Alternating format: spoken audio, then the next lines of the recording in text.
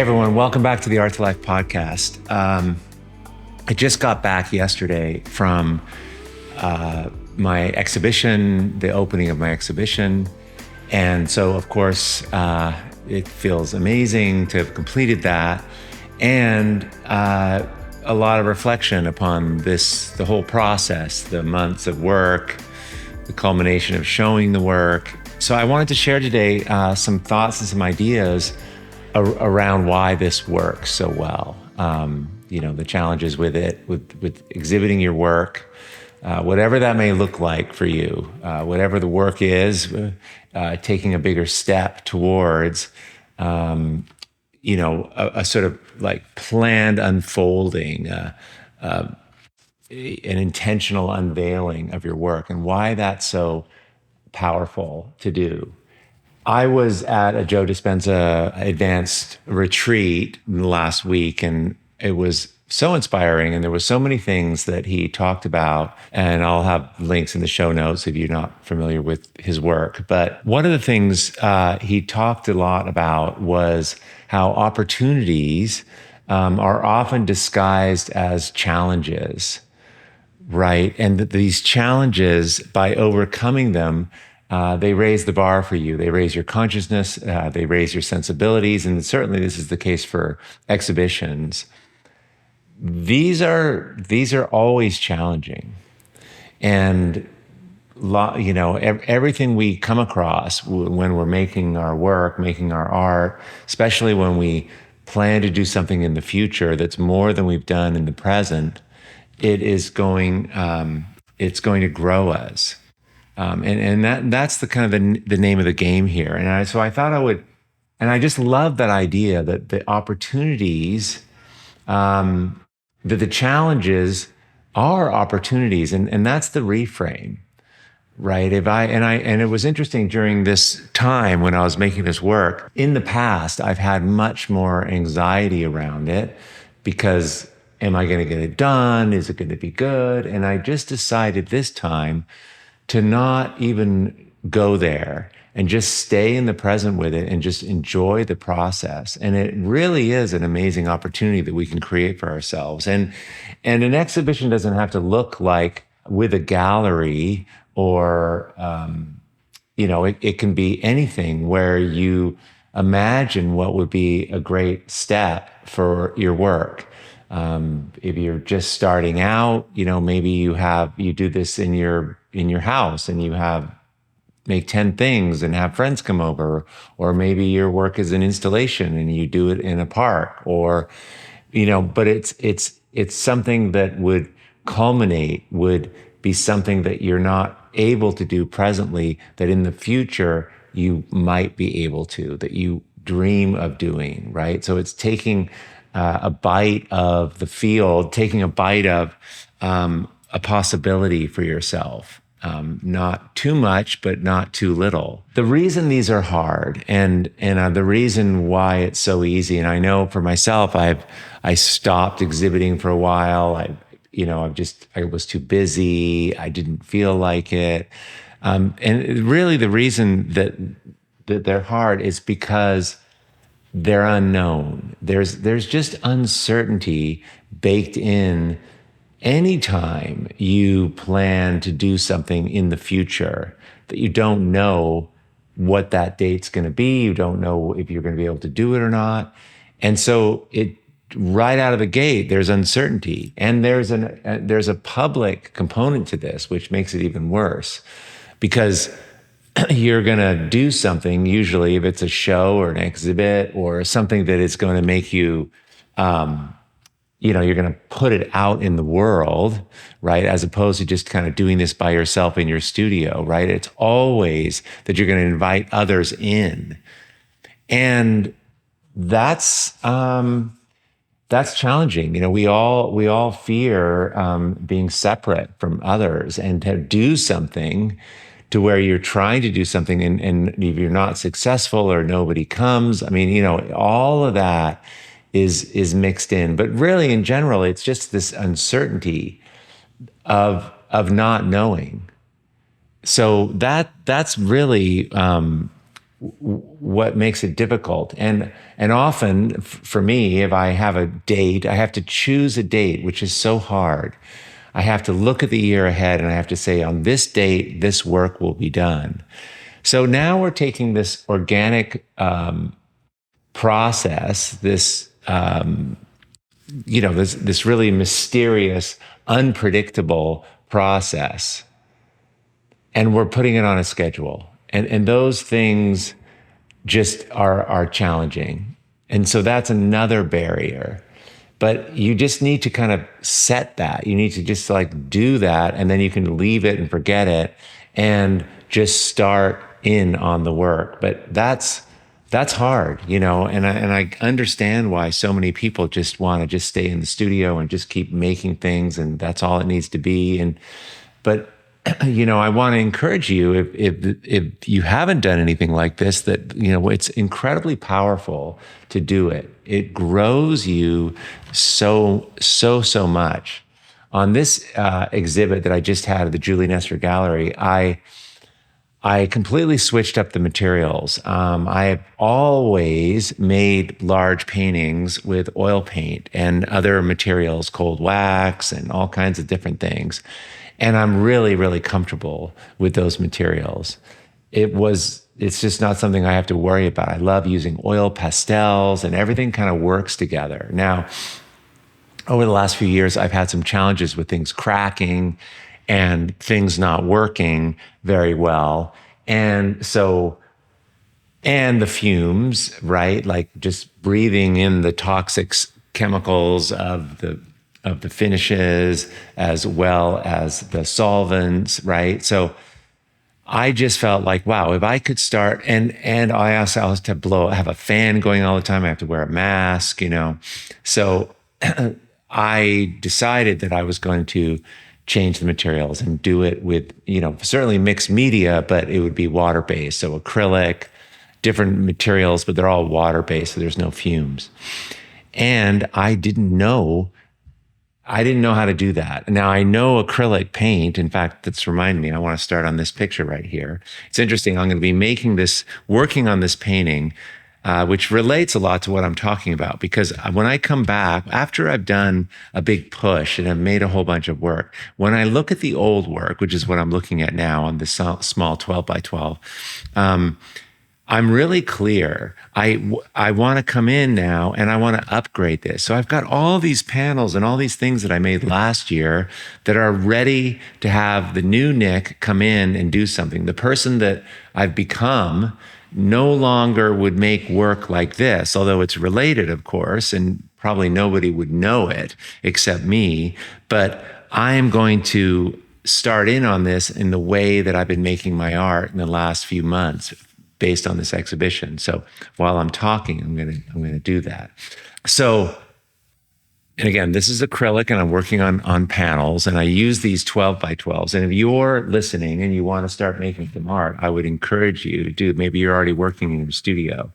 I love doing these podcasts, and because partly I love making the art at the same time. It's just so fun. This challenge of putting the date out there and revisiting this, right? Revisiting this intention that I will have a body of work in, 3 months. And then the next day you wake up and you think about it and you revisit it and you don't know how to do it. Like I didn't know how to do this show. I didn't know if I could make the work and have the quality of surface that I wanted to have with the acrylic paint by a certain date. I mean, I didn't even know couldn't figure it out. I didn't know how that. I really started the thing without knowing if I could do that.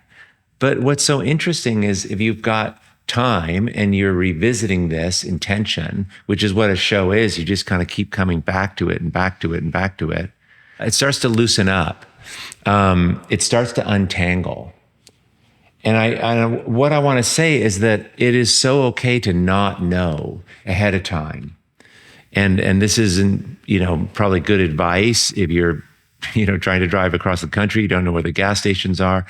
But in art, not knowing and beginning, finding your way as you go, so to speak, is a powerful way to work.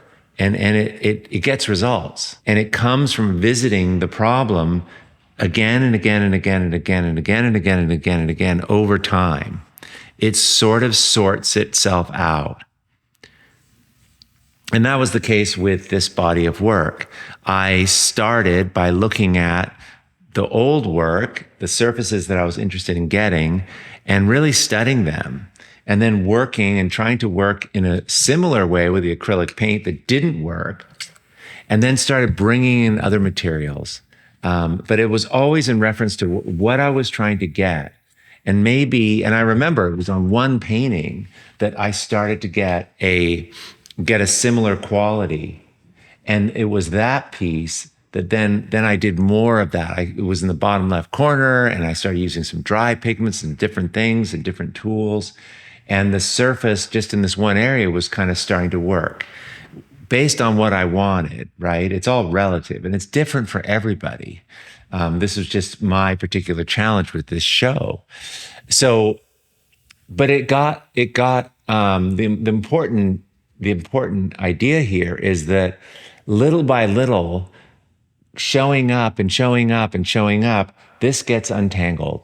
This starts to reveal itself. The answers come, and it's not plannable, it's not knowable, but just coming and showing up with that intention over time in small steps, trying this, trying that, adding this, adding that. And it's just that process that you kind of have to do because you have an intention, you have a commitment. You're going to have this work done at a certain time. You've got to kind of stay on this. And this is the power. This is such the power of doing, putting a line in the sand and having a date in the future for whatever the thing is. It is so powerful to do this. The good of them far, far outweighs the bad. So, what you're doing is you're making a commitment. And what helps me to think about it, the way I think about it is that I'm making a commitment to my future self, to who I'm wanting to become. Because, and I know you know this, but we sometimes forget that it's all about this art. It's all about this thing that we're making. And I want it to be a certain way. But really, it's about you becoming a new version of yourself so that you can make this kind of art, that you can make this new work. And that's what we're giving ourselves. That's what's so powerful, is that we're giving ourselves an opportunity to become somebody different, or at least to have a refresher, a new version, a new upgrade, which then will make the work so much better, or new and different and more aligned to who you are and who you're becoming. If we don't take this opportunity, right? If we don't grab that opportunity or create that opportunity, give ourselves that challenge, when will we do this? Right? It's so easy to just keep going with the same thing all the time. We show up, we make the art the same kind of way, we just keep going. And there is growth, right? You are going to improve, right? You can't help it. You do improve, but it's nothing like the improvement, the change, the shift that happens with the sort of fire to your feet of this date with destiny, right? So it's really important to realize that, and it's for yourself. It's for it's for you. So I just love that idea of thinking of, because here's what we have to do. We have to give this to ourselves. And it's what's going to make it possible. Everything that you're interested in doing, who you want to become in order to make this work, it comes from that intention. It comes from that commitment.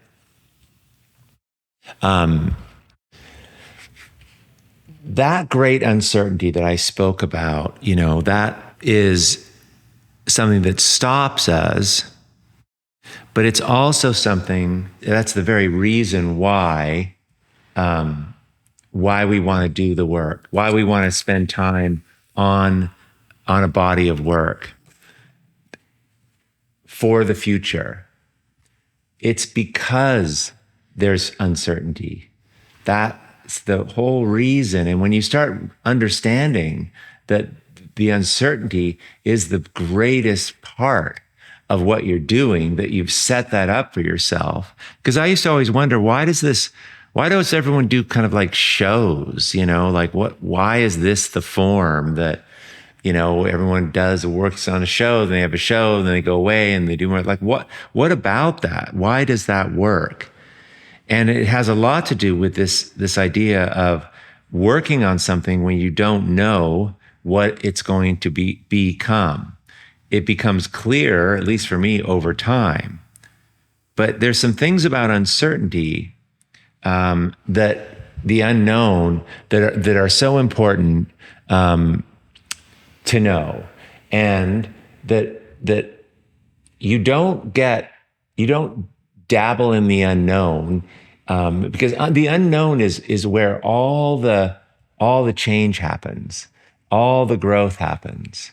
And if you're making the new work quite thoughtfully like the old work, then there's a bit of a short, if it's all known and all you're doing is just making a thing, and I suppose anybody can do that.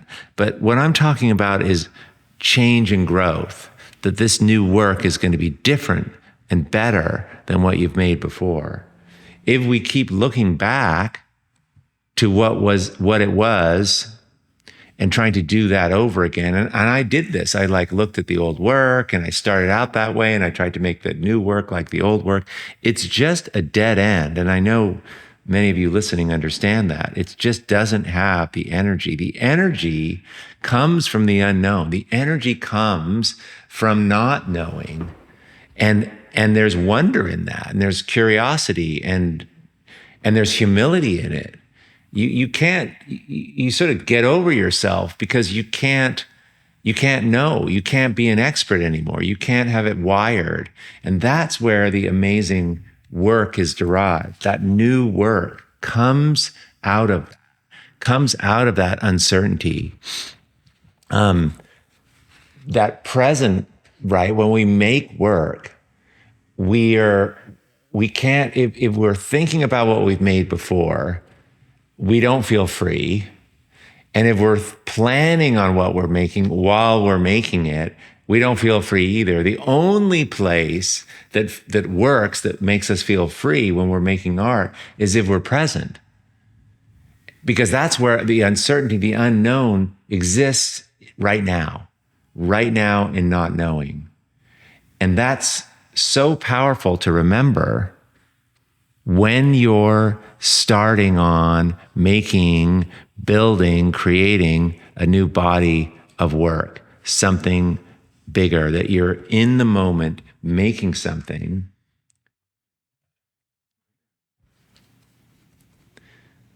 And you're not thinking. You're literally not thinking. You're just feeling and responding, and you're informed by what's come before, but you're listening more, feeling more, because you don't have those guidelines, right? You don't have instructions except from the intuition, except from the deeper parts of yourself. And that's what we're chasing here. That's where the new work is going to come from. It's going to come from the soul, right? The presence, the unknown, when you're making work, and you're not sure, all of that's the domain of the soul. This is where all the change happens. This is where all the amazing work comes from. And it was so interesting doing the work and remembering that point for months, that the unknown it's like a friend. Like this is where you have to go to do anything amazing, to do anything that feels like you, right? At least in the creative world. And it's that unknown, that's the seat of creativity. That's where everything happens. And and and it's scary, like it's so wild that is the thing that stops us being creative, but that's the thing that allows us to make that amazing new work, right? To have more, to make things more and more like ourselves. The soul, who you are, the intuition, the feeling of what you're after, it's unknown. It's going to feel new, but know that those feelings are always going to be there, are always, they're the precursor to amazing breakthroughs. The soul always pulls you to the unknown, always. It doesn't care about your reputation. It doesn't care if the work's not as good as last time. All your worries, all your concerns, it just wants you to evolve. It just wants you to change and experience new and different things and become a new version of yourself and have the work show the world who that is. And it's so easy to forget that. If we just go on the feeling sometimes of, well, this doesn't feel right, like that makes sense in so many areas in our life. Well, this doesn't feel right. This music's not right. I'm going to leave, or this person, whatever. But there's this degree of uncomfortable, it's arousing when you're making work and you don't know. And it's just something that it is so important to stay in that. So this was one of the reasons I think this show, and they're always different, this body of work, I just really stayed in it and stayed and held that. And it produced work that I feel was significantly better than what I did before. Like it grew more than it has in the past. And that's all I really care about. I know the work, it's only as good as it is, and the next ones will be better. And I don't, it's more about the rate of change. And the fact that the work does change is how I measure the success of the show, right? Or of what I've just tried to do. The crazy thing here, about this not knowing and unknowing, we're talking about a creative process that has as part of it, a very important part of it is that you don't know. You just don't get to know. And you shouldn't know. That it's not logical, that a huge chunk of this is not rational, and a huge chunk of this it's not chronological either. Working on all these paintings, at the end, I was doing things that changed the paintings in the beginning, right? You think that you would just get better and better and better, and it just doesn't work that way with art. The way things unfold, the way life happens when you're in the world of the unknown, when you're listening to the soul, when you're going with intuition. And I'm not talking about when you plan a vacation and, well, you're going to take the plane trip and then you're going to do this and you get the research books. It's logical. But we're not in that world when we're in the creative world anymore, when we're making something, when we're stepping into intuition, when we're relying on our soul. Things are going to come out that aren't necessarily the first things to come out, that it'll make sense later, serendipity steps in, synchronicity, all kinds of magical, mystical experiences occur in the process of becoming. And the becoming is you experiencing and leaning into making new things and trying things and listening to what feels good and what feels off. What you focus on tends to bring more of it, but it doesn't come in a logical, in a sequential way. A really great example of this happened to me. It was a long time ago, actually, when I was an illustrator, and I got this project, this crazy project that to do this dog food packaging, and it was kind of fun. It wasn't corny playful art. It was kind of sophisticated, but it was this kind of up-leveled, like super healthy dog food. And the idea was that these dogs were going to be doing different things. Like the old dog food had pictures, had illustrations of a dog, and they would be playing chess. And the young puppy food would they be playing with, flying kites or whatever. So they were almost like people, these dogs. But I had to come up with a drawing.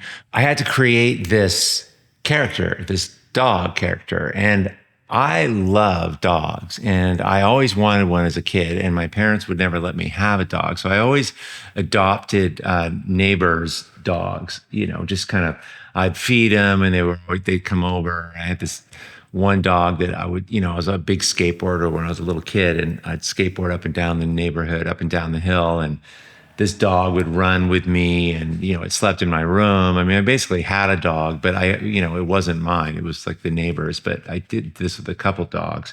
And my parents would never let us get dogs. I don't know what the deal was. We just weren't allowed to have a lot of pets. So at this point, when I got this project for this dog food, I had my daughters were quite young, and I had this property, and, I kind of wanted a dog, but it was, when you have young kids, it's like adding another thing to it, but I really wanted a dog.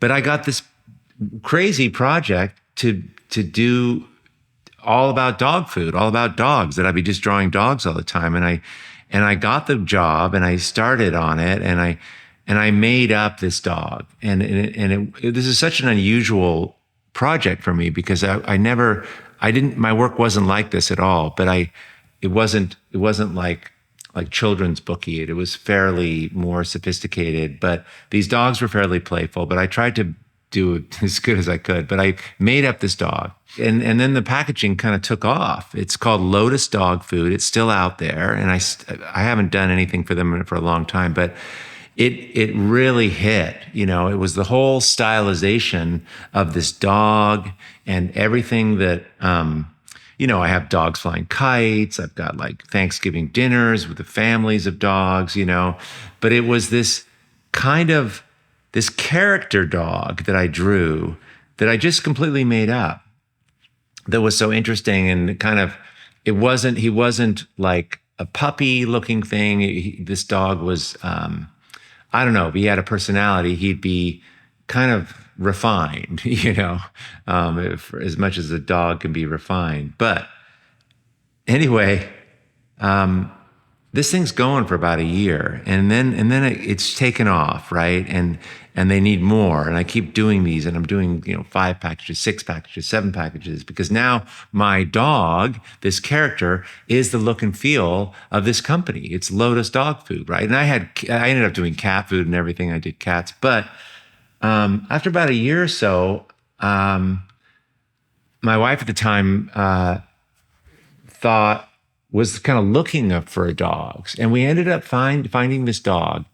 It was a rescue dog, on these online where you look at these things, and we went to this place, and of all the millions of dogs in the world, but this one ended up, and we brought this dog home, and we named her Maisie.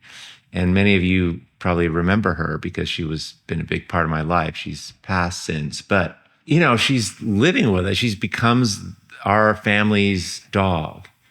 And then it occurs to me that this dog is actually the dog that I drew. Like, this is the dog. I didn't have Maisie when I designed the Lotus dog food packaging. And I would bring this dog to the pet store, because this pet food is everywhere. And people would just say, oh my God, it's the Lotus dog. Like, this is Maisie. She's the Lotus dog. And they would always give her a treat and everything. And I was like, you guys, I actually didn't have the dog when I designed the packaging, right? It was just the intention of having a dog. The dog came later, but I made the dog and drew the dog, and she's just like Maisie. I mean, she's stylized like Maisie. So it's not sequential. Does that make sense? It kind of, things happen in higgledy-piggledy order. It's not necessarily this happens first and then this thing. And this is the world of the unknown. This is the domain, the mystery, which is, it's so cool. And this is where you get to stay. This is what you're committing to. This is what I'm gonna spend this amount of time in this world listening to this part of myself to make this work that I can't yet picture. It sets you up for tremendous possibility, which I so love, right? I have a note here of this quote by Joe Dispenza, because I just spent a week with him and I took notes in my sketchbook. So this is sitting here and it says, he talks about this process of growth, that you believe first and then you behave and then you become. And this is just absolutely the process that I'm talking about. We have to believe in ourselves enough that we're worth it, that what we are possibly going to do is going to be worth it. We have to believe in that. We have to have faith in ourselves. We have to value ourselves enough to say, I'm going to do something that's bigger, more significant than what I've just done on a day-to-day basis at some point in the future. And the behave part is literally showing up. It's just showing up, holding that intention, looking again, being frustrated, not getting it. I spent so many days coming and going, looking at these materials that weren't working in the way I wanted to. And they just keep showing up, looking at it, keep showing up, looking at it, little movement, right? And that's the process of becoming. And the becoming is the new version of yourself, the new possibility. When you actualize it, when it becomes something, it changes you, and the work will feel different because of this little 3-part process. A tremendous growth.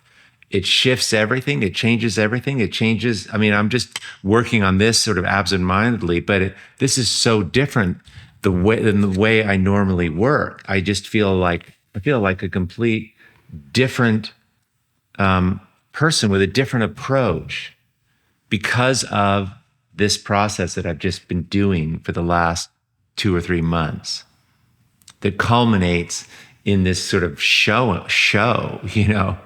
It grows you, right? It grows you. And of course, the power of seeing all the work that is made over time at different points. I did that on Wednesday, then I didn't look at it for 2 weeks, and then I had another one.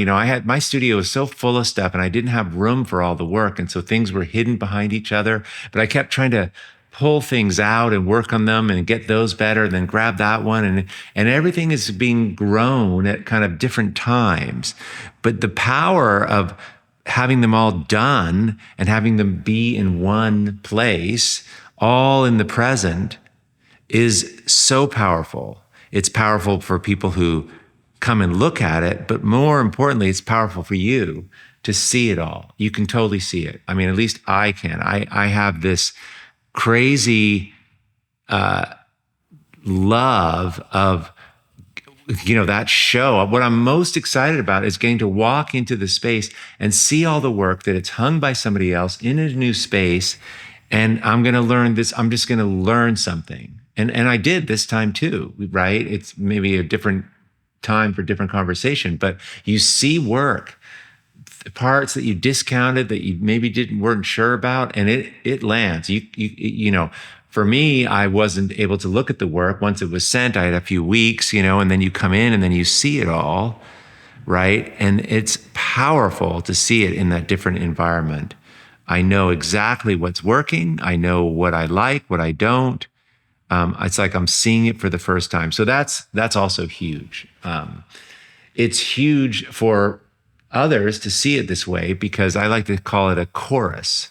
You're not just showing somebody one thing you made on Wednesday. You're showing them something that is over time, that's a whole culmination. So you get all these pictures, all these things, and it doesn't matter what the expression is, whether it's sculpture or whatever, but when it's all coming out, all together, all simultaneously, that clarity of intention and message unlocks things. It moves people. It's memorable, and it literally brings in possibilities and opportunities. They walk in the door through people. Maybe you sell some things. Maybe people invite you to do another show. There's connections made always at these openings. I'm amazed at the kind of serendipity of people who come, who share things. And it's not always just about the art. It's about things that they have experienced or where we've met before or all kinds of stories. It's never known. And it comes from this moment that you have curated, that you have created. So I just want to kind of touch on this mindset here, the mindset of embarking upon this. And because I think this is important, that the decision to do something like this, and I want to encourage you to do this, it is really an act of love for yourself, right? It is to give yourself the time to give yourself the time to change, to become something different. And that's going to make the amazing work. But if you think about it that way, that it's like, it's such a luxury to have. But even if, so you can scale this to whatever it is you feel the appetite for, right? It could be doing 5 pictures and putting them in your living room. It could be, a pop-up thing. It could be, whatever the thing is, having something that's more substantial than what you normally do, that's in the future, this seems to unlock all kinds of possibilities. And I just love that. And the scale of the impact, how it lands on people, has a lot to do with your appetite for how big of a thing, how big of a bite you can take, right? Because for some people, posting on Instagram is really scary. And that's a big thing to do. That could be something, for other people, it's doing, they've done group shows, but to do a solo show is a whole another thing altogether. So it's going to be different for everyone. But if you can step forward into something that's bigger than you, bigger than what you've done before, that seems to be where the magic, where the shifts and the change occur.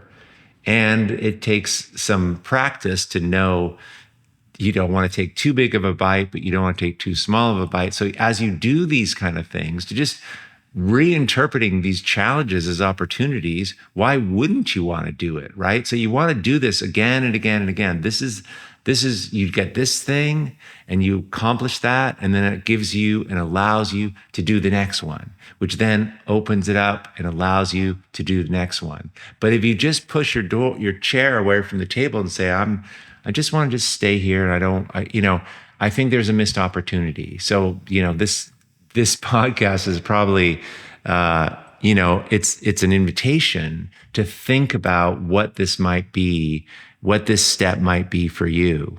And again, it doesn't have to be, if you don't have a gallery, it's not about that.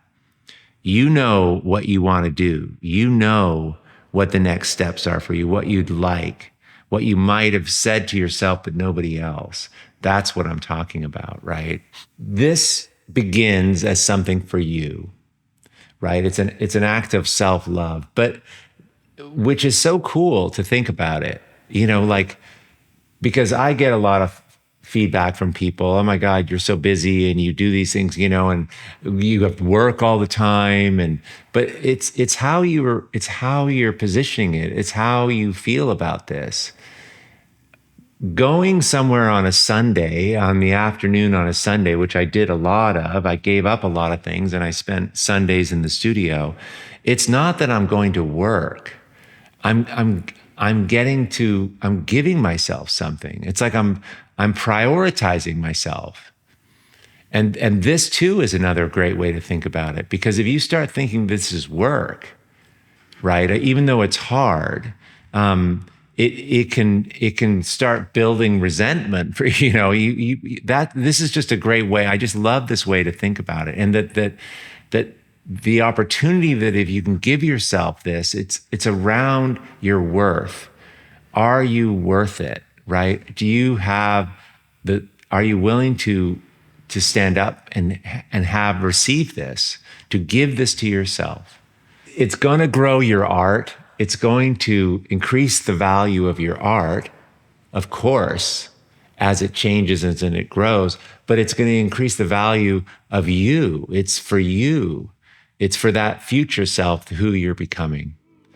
Anyway, so these were the thoughts I was having on the plane coming back. And I just have never really talked about this and just the whole process of this. And it's so fresh in my mind because I just kind of completed one of these cycles. And I just feel so, I just feel really inspired and just so fired up. When when you can do this cycle right, you come out of it different, but you also come out of it pretty charged up, and I'm looking and I'm excited for the next thing. And I don't know what that is yet, but I have a lot of energy for it. So, and that's what we're also needing to have and maintain, is that energy. So anyway, you guys, I hope this was helpful, and I hope if you're making art, you're doing some cool stuff, but more importantly that,